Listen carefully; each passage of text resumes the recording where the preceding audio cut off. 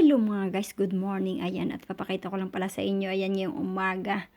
Ayan, sa di natin inaasahan, binigyan tayo ng ating senyora ng chocolate. Ewan ko ba, naglinis lang naman tayo ng kanyang platong malalapad. Ayan, binigay sa atin. Eto yun. Ewan ko kung anong chocolate ang laman nito sa loob, guys. Ayan, hindi naman tayo mahilig bumili ng chocolate. Pero dahil binigyan niya tayo, sabi natin mahilig tayo. Ito, isang box.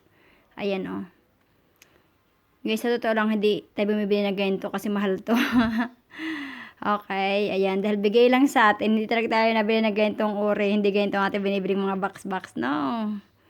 Yung ano lang, yung mga tig 2 euro lang. Kasi nga ito hindi pa 5 euro ha. Ayan o. Mahal to guys. Okay, ewan ko saan niya hinanap. Hindi daw niya alam kung saan to at walang ganito. Okay, tikman natin mamaya-maya lang. Ayan. Yun lang guys. Ayan. Kung mahilig ka sa chocolate, pakicomment na dito. Okay.